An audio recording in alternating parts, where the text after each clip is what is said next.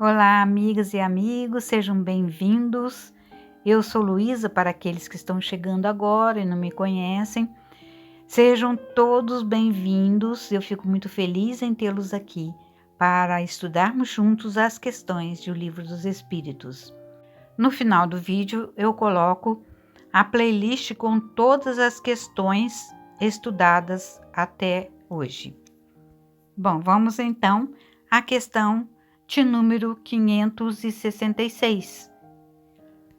Um espírito que haja cultivado na Terra uma especialidade artística que tenha sido, por exemplo, pintor ou arquiteto, se interessa de preferência pelos trabalhos que constituíram objeto de sua predileção durante a vida? Resposta: tudo se confunde num objetivo geral. Se for um espírito bom, esses trabalhos o interessarão na medida do ensejo que lhe proporcionem de auxiliar as almas a se elevarem para Deus. Demais, esqueceis que um espírito que cultivou certa arte na existência em que o conhecestes pode ter cultivado outra em anterior existência, pois que lhe cumpre saber tudo para ser perfeito. Assim, conforme o grau do seu adiantamento, pode suceder que nada seja para ele uma especialidade. Foi o que eu quis significar, dizendo que tudo se confunde num objetivo geral. Notai ainda o seguinte: o que no vosso mundo atrasado considerais sublime, não passa de infantilidade comparado ao que há em mundos mais adiantados. Como pretenderíeis que os espíritos que habitam esses mundos, onde existem artes que desconheceis, admirem o que os seus olhos corresponde a trabalhos de colegiais? Por isso, disse eu, atentem no que demonstre progresso. Questão 566-A. Concebemos que assim seja em se tratando de espíritos muito adiantados. Referimos-nos, porém, a espíritos mais vulgares que ainda se não elevaram acima das ideias terrenas. Resposta: com relação a esses, o caso é diferente. Mais restrito é o ponto de vista de onde observam as coisas.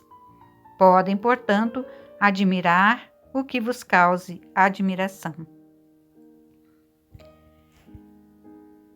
Vejamos o que diz o Espírito Miramês na obra Filosofia Espírita, volume 12.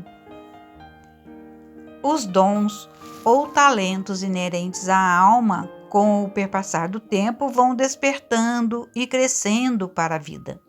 Enquanto é preciso, o espírito dedica-se, por vezes, em muitas reencarnações, a uma arte, se tem tendência para essa arte. Entretanto, quando ele não mais precisa de estudá-la, passará para outra. Pode dar-se que o seu interesse mude de repente para outra, onde deverá buscar novas fontes de saber. A perfeição é um conjunto de conhecimentos espirituais que Deus sabe necessários para a vida de cada criatura. Se todos somos iguais, todos temos esses dons guardados no fundo da consciência, que se refletem na mente quando necessário, para que possamos nos evidenciar em busca da perfeição. Deus não ama mais um filho do que a outro. O seu amor é universal. Ele é o sol da vida, que não escolhe e não tem predileção para nada, fornecendo para todos a mesma intensidade do seu amor. Observemos em Atos dos Apóstolos.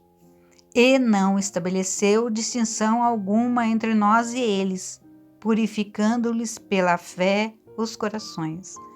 Atos 15, 9.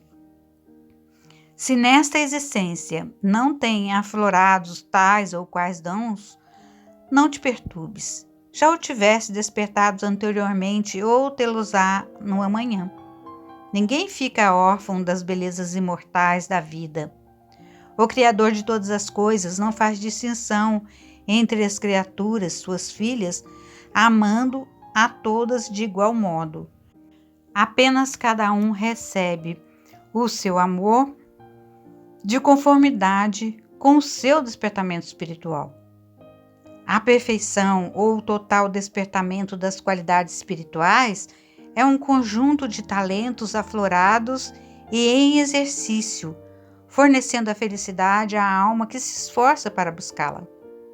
Os espíritos superiores são atraídos pelos homens de igual tendência e os inferiores circundam as criaturas que vivem na sua dimensão. As grandes almas na Terra são fáceis de serem reconhecidas como tal.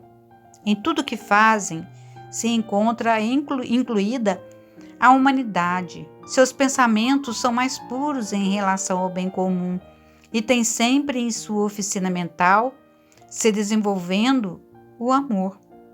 Programam e sempre incluem na sua dinâmica de vida a renúncia como exemplo para que outras façam o mesmo, mas nunca agridem nem violentam suas irmãs para agirem como elas. As lições elevadas devem ser irradiadas em silêncio, deixando as decisões para quem deve realizar como suas.